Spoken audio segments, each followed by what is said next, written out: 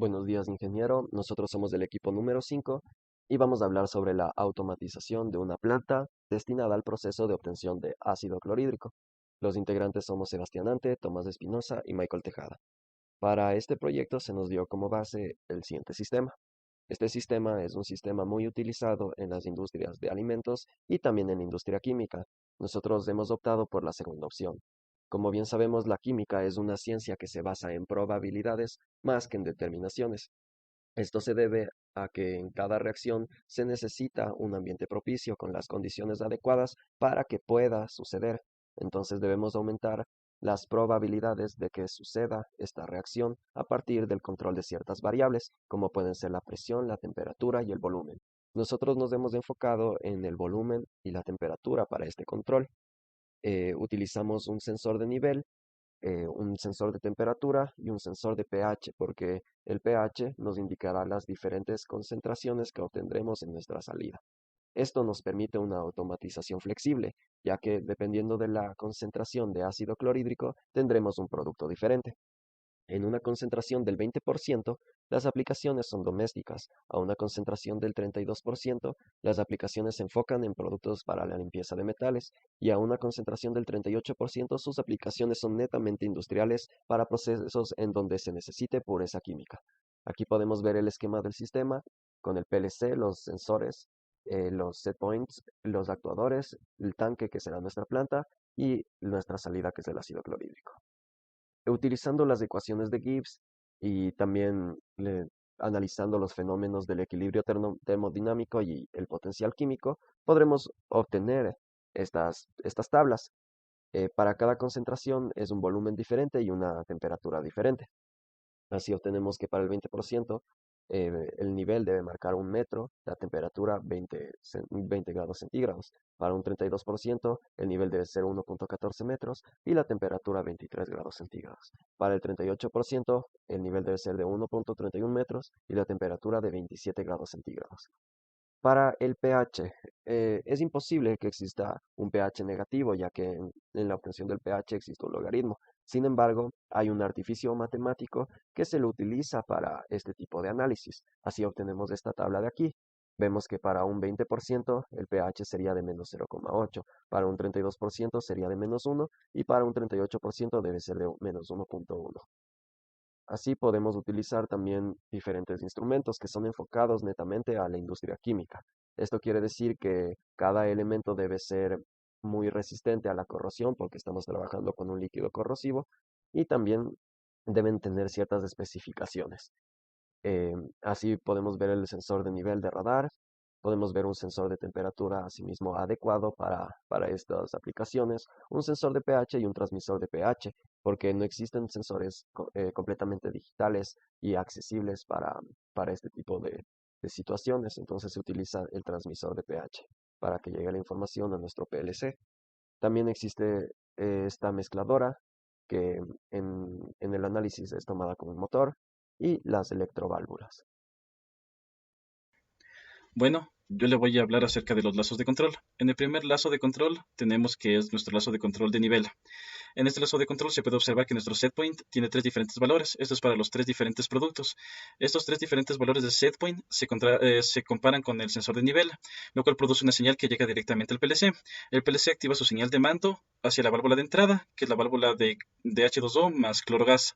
Esto influye directamente en el tanque para así obtener el ácido clorhídrico. El tercer lazo de control que tenemos es el lazo de control de temperatura.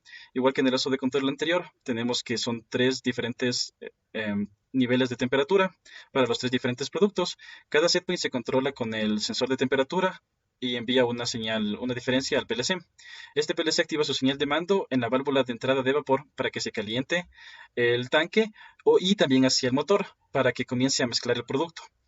Esto relaciona directamente al tanque y como salida tenemos ácido clorhídrico. En nuestro tercer lazo de control tenemos el lazo de control de pH. Como se puede observar, tenemos igual tres diferentes niveles de pH en tres diferentes porcentajes, los cuales se comparan con un sensor de pH.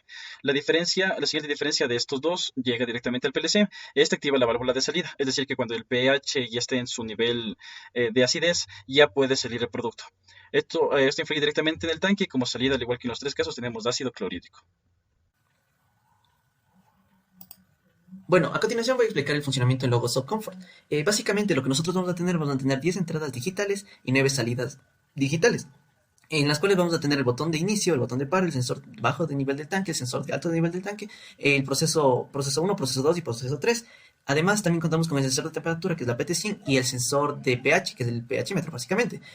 Y también contamos con un botón que nos permite seleccionar el cambio del proceso. Y también, además de todo esto, tenemos cada una de las salidas del vaciado del tanque, el llenado, el vaciado, el giro, que vendría a ser prácticamente el mezclador, las luces indicadoras de paro, el electroválvulo que permite el paso del vapor y cada una de las luces indicadoras que nos encontramos en cada uno de los procesos, básicamente. Entonces, nosotros principalmente arrancamos el proceso, entonces estamos ya iniciando el proceso, pero todavía sigue en paro porque no seleccionamos el proceso en el cual nos encontramos. Entonces, vamos a seleccionar el proceso 1 y en este momento empieza el llenado del tanque, básicamente. Entonces el sensor de nivel bajo del tanque detecta que se activa y sigue todavía continúa el llenado. Una vez que presiono que se activa el sensor de nivel alto del tanque, básicamente, se termina de realizar el llenado del tanque para así que se activan las de la electroválvula para que ingrese el vapor y la mezcladora empieza a funcionar en este momento.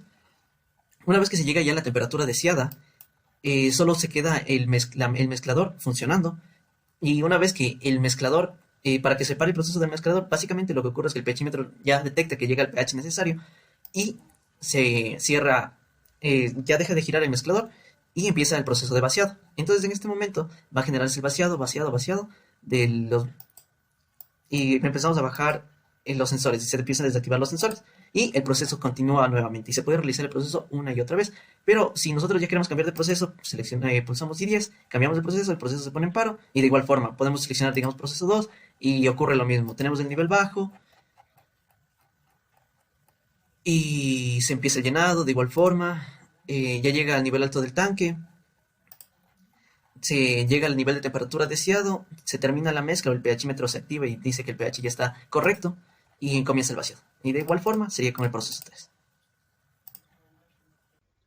Bueno, por último les vamos a hablar acerca del diagrama PND y del diagrama esquemático. Como se puede observar en el diagrama PND, nuestro proceso industrial consta de un solo controlador. A este controlador le llegan las variables tanto de nivel, de temperatura y de pH. En el caso del nivel tenemos dos elementos primarios de medida. El uno elemento primero de medida es para medir el nivel en alto de la sustancia y el otro es para medir el nivel bajo de la sustancia.